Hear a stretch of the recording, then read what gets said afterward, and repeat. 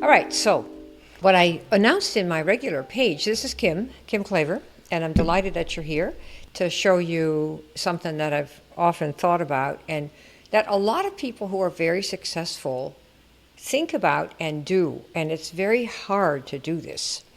And that is to do really the opposite, my big microphone here, to make a success of yourself, including in a business like network marketing, where all most of you probably hear is, do what the upline does, don't do what works, do what duplicates. And Dan Kennedy is one of the greatest direct response marketers ever to have lived in our period of time. And he said, one of the things that can help you if you want to be successful, look at the people in your industry, and he's talking across the board, direct sales, direct marketing, network marketing, any kind of business of your own where you're the entrepreneur. And he said, if you look at what everybody's doing and you do the opposite, you'll have your greatest chance of success. And that's pretty ballsy to say that, because we're all taught to do what everybody kind of does. It's not just network marketing that does that, so do most other people. Banking is done pretty much the same way. Every bank is open 9 to 5 and closed on Saturdays, or used to be. And I always thought, how stupid. Why doesn't somebody stay open between 5 and 9 p.m. and on Saturday so that they would get all the people who work for, like 9 to 5 and need that evening time and who want to go do their banking on Saturday. But everybody does exactly the same thing. And so everyone has exactly the same problem, namely all of us as customers. Now, of course, it's all online. But there was a time, and for online also, you get a message from somebody. Like I'll get a message from, well, I'm in their system now, but say I'll get a message from Frank Kern. And I might want to reply and say, give me the link to this program, right?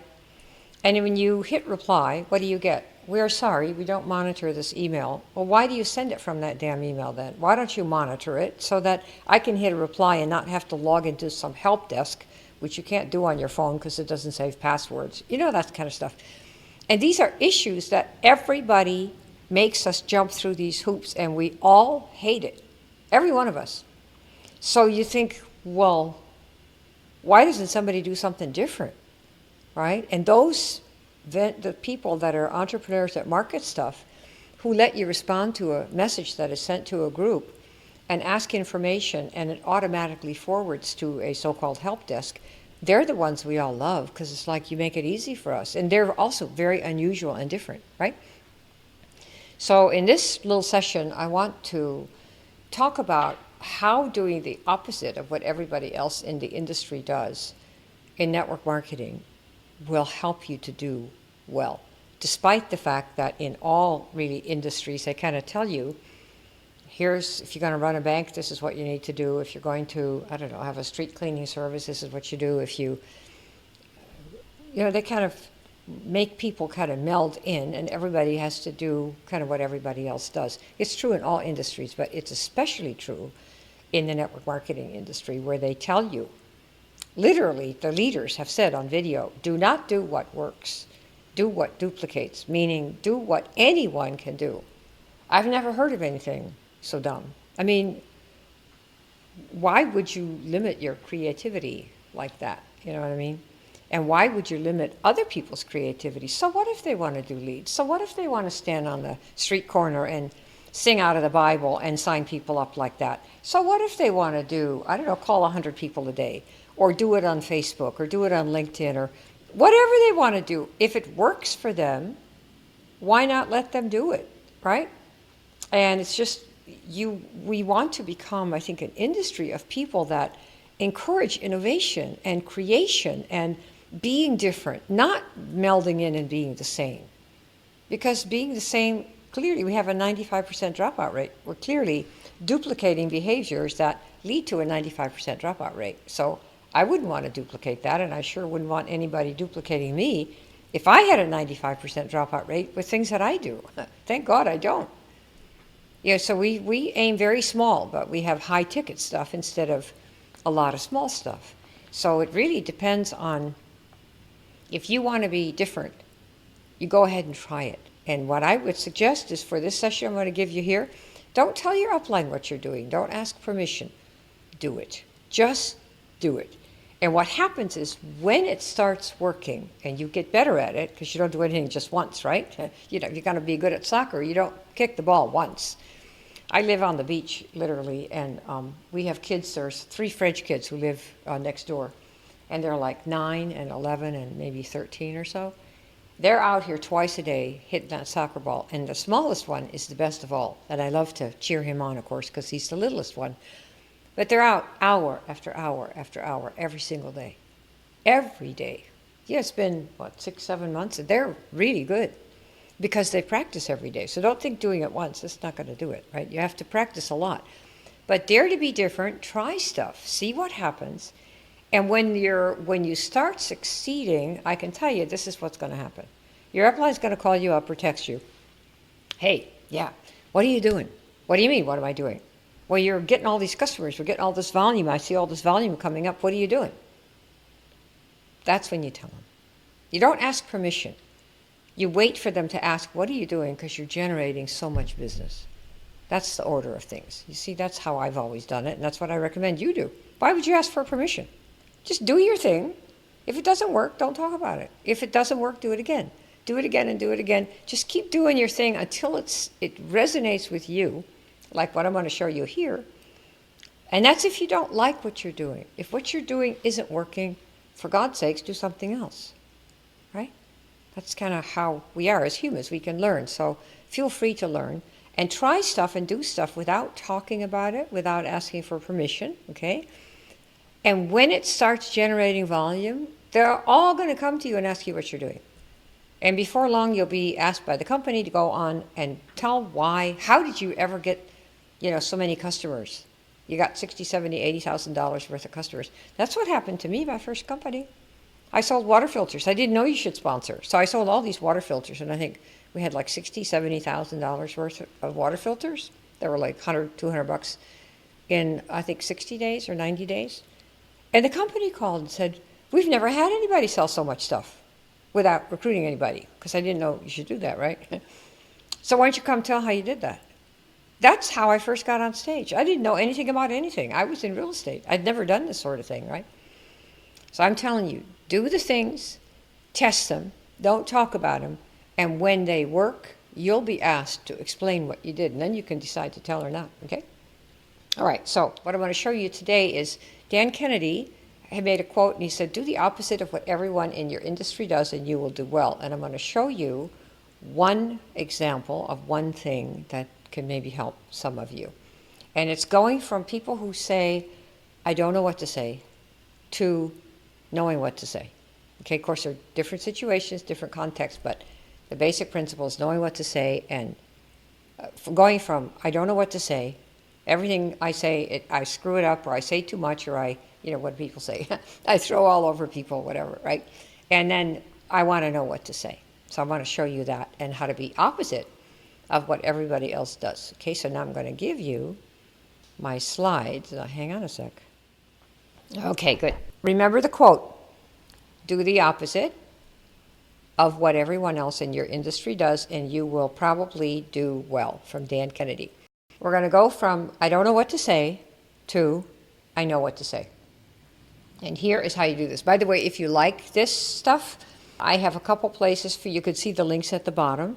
I have a master class that I did that shows you things like this, some really major mental shifts you can make in your mind to help you completely change how you see yourself and your business and your prospects and your teams, totally. And that's there at the bottom there where it says watch the master class here, kimklaverclass.com. And if you have seen that and you want to chat to see whether or not we can actually help you set this up for your business life, or at least figure out what your problems are so you know what to do about them one way or the other, you can make the decision, then those two links at the bottom. So the talk is to set up a time to chat, and the masterclass is, if you'd like to see, before you chat, watch that to see major shifts in your mind and in your business and how you see things. Your perspective will change quite a bit, and I think a lot of you are going to be surprised at how much that's in that masterclass that resonates with you, and you're going to say, yeah, I feel the same way. I've been feeling this way for months and years and whatnot. You'll see. A lot of people tell me that. Okay, so here we go. Don't know what to say. So first up is this. Most people, when they talk about their product or their business, or they talk about what they've got to somebody, they start with, oh, I have this great thing, right? Oh, I have this product, and I tell you it's good for sex. It gives your energy back. It grows your hair. It does this. It does that. Or, it's the great company. They are family-owned. They're debt-free, and they are free, or they've been in business for, 50 years or 60 years. Or about the science. Oh, Dr. Dingaling says this is the absolute thing. Dr. Oz says it. Dr. Hoo-Ha. You name some doctor, some scientist, whatever. It's all about the thing that you market. See? And there's nothing wrong with the thing that you market. There's nothing wrong with your product. I'm assuming that your stuff is legit, right? There's nothing wrong with your company or your science. It's just that a prospect doesn't care. And so if you start with stuff that you care about, but they don't care about, you can see, right, where you're going to lose their attention. A lot of people think, well, I had a session with a gal yesterday, and she was talking about her product, and the first thing she said is, it's this amazing product. And what I'm telling you is that when you say that to someone else, it's this amazing, whatever it is, they can see you coming.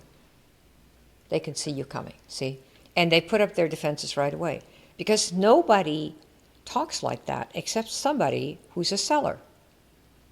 People don't, they just don't. That's not how normal people talk to each other. So and they also don't care about your credentials. Let's say that you market some kind of a nutritional cleansing program. You don't need to talk about or feel like you need a credential in nutrition. You don't need to be a naturopath. You don't need to be any kind of a doctor. They don't really look at you, are you somebody who's qualified to talk about this? So you don't need to worry about you necessarily, or the quality of the product or your company or your science. Any of that, which most people talk about first, is what you talk about last. And it's only when somebody asks about it. Only when somebody asks about it. I can tell you that from the first company I ever did, I never told anybody the name of the company. It never occurred to me that it mattered. I was really, I don't know, I guess maybe I'm kind of full of myself, but I thought, I'm using this water filter. I like it. That should be enough. And I never thought, why would I care about the name of the company? Who cares? I'm a water lover. I'm a clean water lover. I've always been a clean water lover. And 30 years ago, I was also a clean water lover. 29 years, I guess. And so I did it. I used it. I went from getting the regular buck-a-gallon stuff that I had people lug up my stairs every week in cases of 6, these big boxes, for those of you that were around long enough to remember those. But that's what I did. And I changed to a filter, and I thought that ought to be enough. And the way I sold it was very easy. But nobody knew the name of the company until my guys delivered these water filters to all these homes and buildings and places where we talked about them. Nobody knew that it was NSA, which is now called Juice Plus. They don't even sell water filters anymore, but they did then. It was very big business. It was wonderful. So what I'm telling you is that in all the companies that I have built, 6 of them so far, over 29 years, in general, I would say 95% of the people that I signed up, and there were hundreds and hundreds of them frontline, we built big organizations. We like doing that. Nobody knew the name of the company until they said, okay, I'm ready to sign up. Here's my credit card. Period. Because it never mattered to me. I thought I was enough. I'm an example. I live like this. Whatever I market is an extension of my own values, which is why I was always safe there, see? And plus we made a lot of money recruiting people like that. So what I'm here to tell you is that others do not care about us or our thing, no matter how great we think it is. It's just how it is, okay? So don't do that. Number 2, here, let's get the next one. Here's what it's about. If you want to become a successful marketer of whatever you have, let's say you represent a cleansing product. Let's say you represent a nutritional line. Let's say you represent, like the CBD stuff, or a hair care line, or let's say you represent cleaning products that don't harm the earth, right? What you want to think about when you think, okay, who am I going to talk to and what should I say, because I don't know what to say. One of the reasons people don't know what to say is because it feels very awkward to say, oh, I have this great product. It's just amazing. And let me tell you about the company and the science and Dr. Dingeling and blah, blah, blah. It feels unnatural. That's why you don't know what to say, because blathering that out to somebody that, out of the blue, without really any preliminary pitching about what you're going to do, right, without telling anybody, here's what's coming, it seems kind of weird. So, of course, you don't know what to say. It's not normal. We don't normally talk like this, right? So what you want to do instead is think about who it is that you can help with what you have, and separate the business from the product or the service that you have. In other words, who can it help? Okay, so you think about not who can you get for your business, because a lot of people in the network marketing industry, I hear, I need to get 3 recruits. I need to get 5 of this sort of person, a director, senior director, whatever the titles are, a ruby or a diamond or whatever. I need 5 of those, and they need to have 8 customers each. That's what I need to get. That's how you think. That's how people think. That's how they talk. I need to get 3 recruits. I need to get 9 customers. I need to get 4 more. I need. I gotta have. That mindset, there's nothing wrong with it, but when the prospects sense it and feel it, they'll feel like an object. Oh, you just want to get me, right? You want to get me so I can work under you. I'm here to tell you that most people don't like that. They don't feel too good about it. It's like, why should I come and be an object and work under you so you can make money? Because that's who I can get, right? That's what you want to think about, is who can I help with what I've got? And each product line that you guys market, solves certain problems. So, for example, with the weight loss cleansing group, that's one that comes to mind. I happen to be really interested in cleansing and in fasting and intermittent fasting and digestive resting and whatnot. Who does that help? Well, it helps somebody who wants to, lose some weight. You could say that. Of course, everybody and their mother says that, right? And who wants to do that by maybe including cleansing in the program. So now you're getting a little bit closer to describing the characteristics of a person that your program would help, right? So somebody who wants to lose some weight, which is the whole world, and somebody who wants to add some cleansing, right, to it, to make it easier, that might be something that you do, and somebody who wants to have something that's pretty portable that they can take with them. So you've got 3 characteristics now of what they call a niche, which is people you can help. And what you do is think about why you are taking the product yourself. What's it done for you, and who were you before you started? Like, it might be that you say, well, I was somebody who, I had done 11 diets and nothing ever stuck. And then I did this particular program, which added, say, cleansing or whatever it is, because we can do this for anybody's program here. And finally, I was able to stick to it, right? Because every diet works for a while. There's nothing that doesn't work. Why do you think there are so many diet products and diet books and diet approaches? Everything works for a while. But then it doesn't, because people get tired of it. They're sick of, they can't wait to get off the damn diet and go binge someplace, right? So the idea is to try to create a whole new way of eating. So it's about who you help, and specifically, how you help that person. So being about weight loss is not enough. There are 10 million products out there for weight loss, and programs and systems. So that's the first part, is who you can help. And then specifically, you want to clarify the problem that you solve. So for example, let's say you're in the skincare business and you have a really good skincare program. And there are hundreds of skincare products, not only through network marketing, my goodness, but through the industry of skincare beauty. Look for organic skincare, you'll probably see 1 million hits on Google. And then of course you have skincare products, they're on Amazon. my gosh, that's really the curse of the bane of our existence, right? Amazon. Because if we used to say, well, you can buy our products and you don't have to go to Walmart or wherever you used to shop, Amazon can say the same thing and does. And it's also free shipping. So you see, we have to be a lot smarter today than we did 20 or 30 years ago, because we have competition.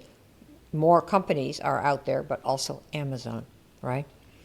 And don't think that they're not competitors. They are for our whole industry, particularly with the new focus on having to get customers now, because it used to be everybody just recruit, and that didn't really work very well for a lot of people. And a lot of people bought stuff that they thought buying was going to make them money.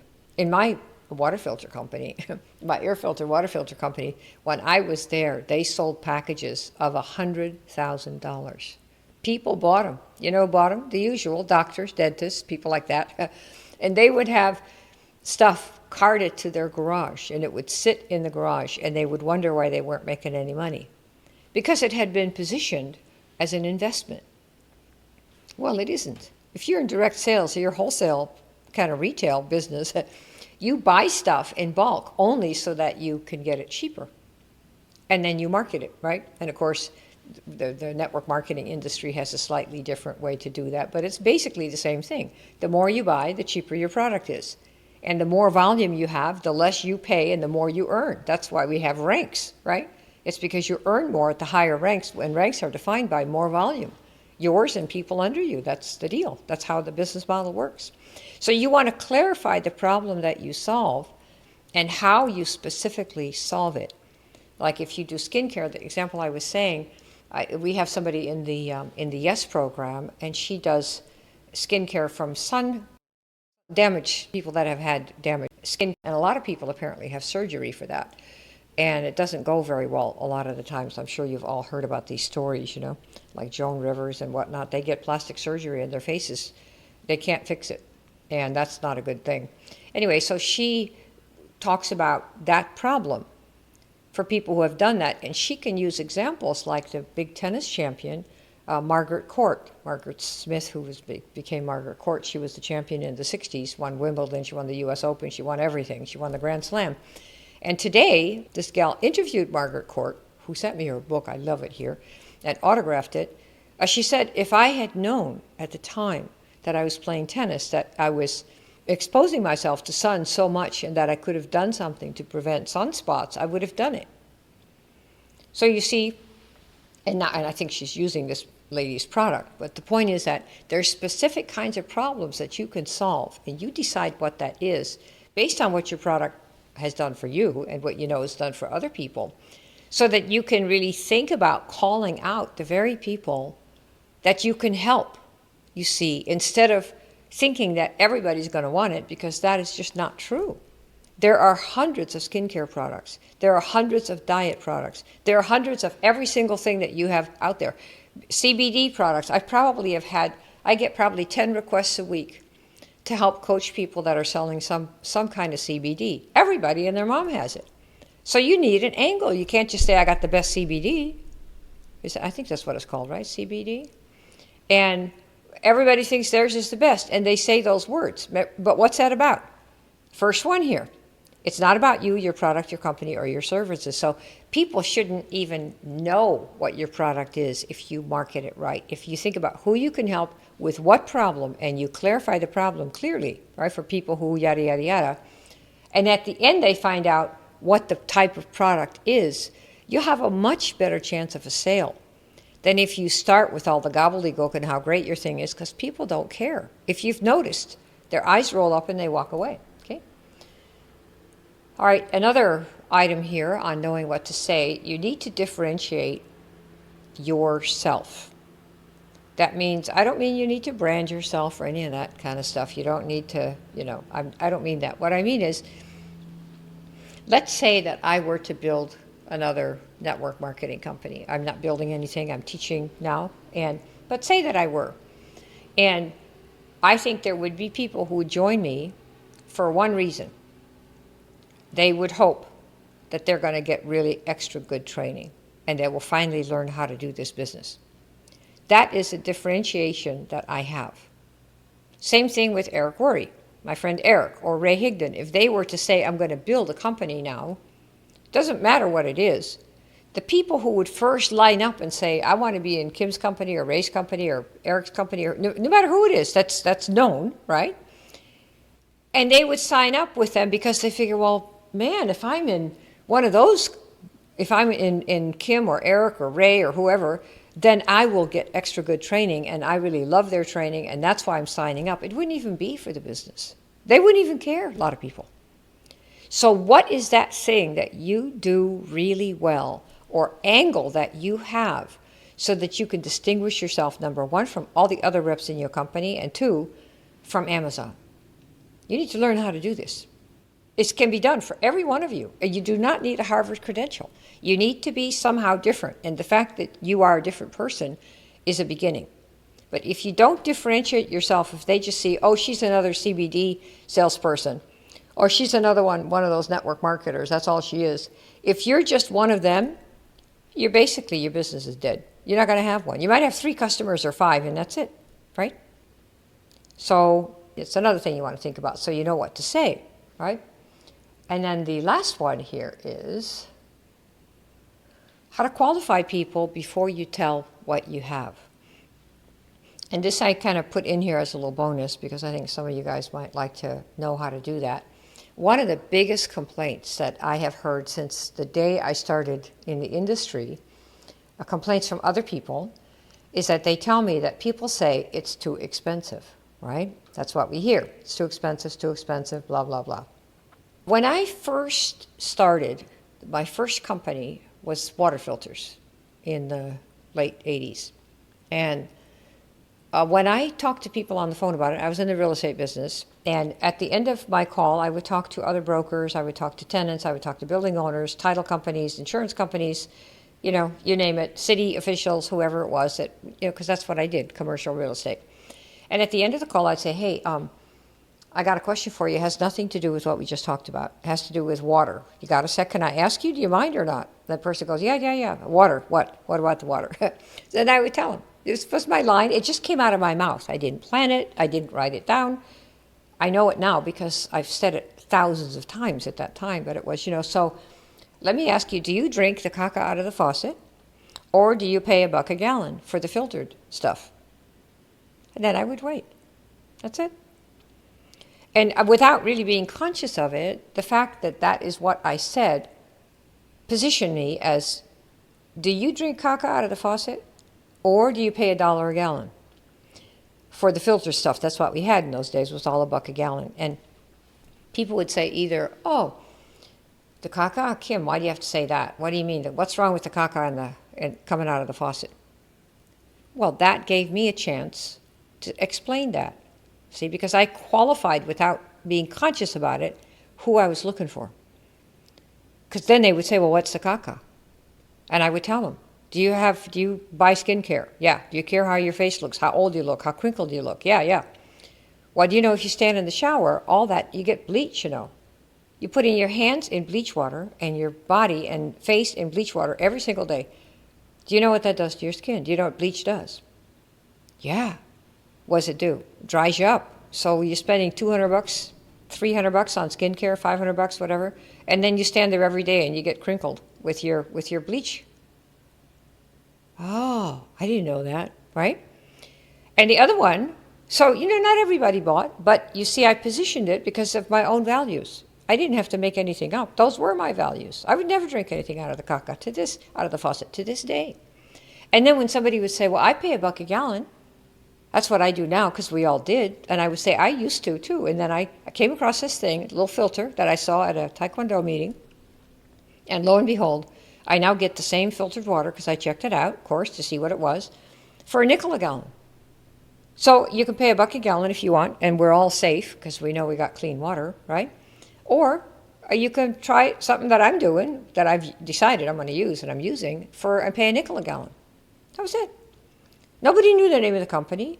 I never talked about carbon, crushed carbon or block carbon or any of the other crap that was in the brochures because I didn't care about that. I cared about, I would never drink what comes out of any faucet, right? Unless you're in the hot springs, because that's the way I am. So that's what I talked about. So I qualified people without being consciously aware of it by that, what I said. And I gave it to you straight, exactly the way I said it, because I thought, you may as well know what it is. So this would be the same. If you have a skincare product, and somebody says, well, so, what do you do? And you say, well, I help people who have skincare issues, like spots from the sun. And it's especially for people who are really into their skin, who do facials regularly, who go to spas regularly, people who really put a lot of effort into how they look. What have you done? You've qualified them. Nobody who's buying a $6 jar of Pond's is going to say, yes, sign me up. You don't even hear no. They just refer you to somebody or say, you know what, I just came back from the facialist. What have you got? And price is not an issue for people that already do facials, that already go to the Golden Door, that already do all these things with their skin, because it's a number one priority. And that's why, if you go back to the first one here, it's not about what your qualifications, or your product, or your company, or your science. It's the problem you solve. So number 2, it's who can you help? What is the problem that you solve? And differentiate yourself. And for this one in the middle here, what's the problem you solve and for whom? Right? And then you have to differentiate who you are and how you position what you've got, so you're not just another one of those people. You see, and there are a lot of ways that you can do that. You can add value to people, about it. In fact, I can tell you, a couple of years ago, I'm a big foodie, and I love olive oils. Really, I really like pure foods. I need very little. I eat very little because I don't need to eat much. And so what I eat is, the finest that I can find in terms of quality of taste and clean and all that. So we bought this olive oil, and it was like 3 times more than all the other high-end olive oils. Like, I don't know, $100 a bottle or something like that. And it wasn't that I was wasting money. I don't like to waste, What happened is, first of all, the oils were really, really good. But what happened is, every month we'd get a newsletter about where these guys had been to find these beautiful organic olives and olive oils. And they were in parts of Australia, they were in France, they were, like the places where they usually grow that. They were in Spain. And we learned the histories of all these places, all these olive vineyards, I guess you call them.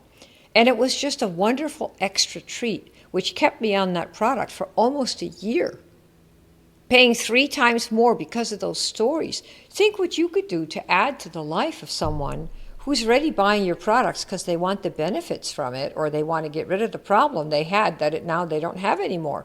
What else could you do? So that if you had 10 or 20 or 30 customers, you could help them all with some extra little thing, like they did happen to do a newsletter. There are hundreds of things you can do. Okay?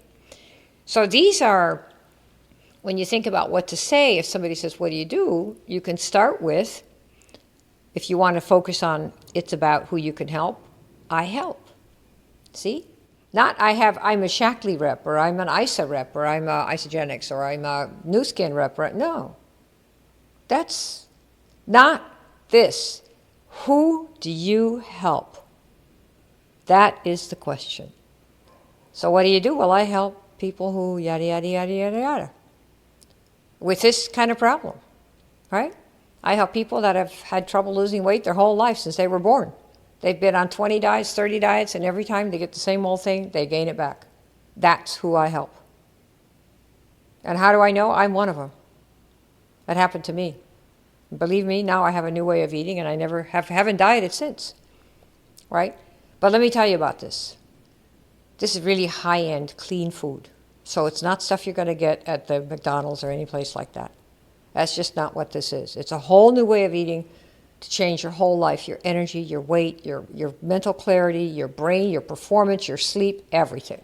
It's a total overhaul. You up for that? That's it. That's who we're looking for. You want to stop looking for cheap dates. Our programs and products are, relatively speaking, not a cheap date. Everything that we have, I hate to break it to you, but as far as buyers are concerned, everything that any one of our companies has probably can be bought at Amazon today. And you're going to say, oh, no, it doesn't. I'm telling you, it's not our opinion that matters. The opinion that matters is the one of the customer who is thinking about buying. And if they think it's close enough, that's what they'll buy, and you are cooked. What are you going to do? So you see, you want to start thinking about who you can help, the problem you solve, differentiate yourself, because if you're just one of those people doing one of those things, right? And learn to qualify people before you tell them what you have. That's how we do this. Okay, and then you learn what to say, and then you sound like a normal person because you're out there solving a problem. You see, you're helping people in a certain way solve a certain problem. So I hope this helps, because if it does, I will do another one of these. I have a couple of these planned that I thought might be helpful for folks who are having trouble learning what to say and can't understand why they can't think of what to say, and this might be helpful to you. And then if you look also on the bottom, I have 2 links. One is to the masterclass, see the KimKlaverClass.com. That's like a 45 or 48 minute session where we talk about 5 different shifts that if you make those in your business, everything will change. And you can make them on your own if you want. You know, it's hard. It's like everything else. If you have a mentor or a teacher, it's always easier. But there are people who like to do it on their own. You go on and do it on your own. You can hear them all. It's on the house. And then if you want to talk about how to implement this and you want to have some VIP high-level help from our team, we have like 4 individual coaches, all of whom are very highly skilled in helping people through these issues. Each, different step, of course, of the program that we have. But we can talk to you and see whether or not you'd be a fit and whether or not we can really help you or not. Because, of course, it's not a cheap date. Our stuff is not a cheap date. But then the transformation is also not dinky. It is a big change in who you are, how you think, what you believe. Like, for example, if you go around believing that nobody wants this, what is going to be the consequence of that belief? You are not going to talk to anybody. Why? You just said nobody wants this. Your mind's saying nobody wants this, so why should I talk to anybody and get a big fat no, right? This is a belief that is going to screw up your business. Plus, it isn't true. We had a gal a couple of weeks ago, and she said, I don't think anybody in my small town wants my product. Really, nobody wants it, so I don't know what I'm going to do. So I said, okay, so how many people have you talked to? I think it was like, 8 or 9. And so I asked her, how many people live in your town? And she said, I don't know. I said, Google it, look it up. So she did. She came back and she said 93,584 people, almost 100,000 people. So I said, okay, so you talked to 9 people. There are 93,000, whatever it is. Would you still say that almost basically nobody wants it? And she goes, oh, you see. We make these conclusions and then we get these beliefs and then we say them as if they're God's truth, and they're not true at all. So knowing what you need to believe so that you don't, cause yourself to stumble and quit before you even got yourself off the ground, this is a very big part of what one needs to do. And it's just human. We all have these beliefs that don't help us based on very small bits of information. So that's one of the big things we do in the program. Okay, so hopefully this was helpful. Let me get back to my picture here. I can do this. Okay, good. Yeah, the sun's going down here. Okay, of course, it's coming up over there in Australia. All right, you guys, do you have any questions? Let me look and see. The slides look good. Okay, good. So hopefully this was helpful. I don't see any questions, so I think we're good to go. Oh, good. Thanks, Elise. KimKlaverClass.com. Yep. And then if you have seen the video and you want to have a chat and see if we can figure out what your issue is and whether or not we can help you or not, then you can go to the next100customers.com/talk, TALK. All right? Maybe I'll do it again next week. If you like this, say so in the group, and then I could do one every Thursday on a different topic to help you along so you can move along do your business, grow into what you need to do, believe and do, so that you can make it work for yourself, right? There isn't any reason that any person here cannot make it work. But if you believe things and if you have experiences that are all negative, like people, running away from you, and then you just have to change what you do. So it isn't that you have to commit suicide. Just change what you do. You know what I mean? That's what coaches are for. Michael Jordan has had a coach. He's never not had a coach once he became professional, the basketball player. And it's because the coach can see what you're doing while you're doing it and can say, next time you do that, move your hip like 2 centimeters to the right. And he'll do it. And he scores 8 out of 10 instead of 6 out of 10. That is the purpose of a coach. See? All right. I will talk to you soon. Thanks for coming.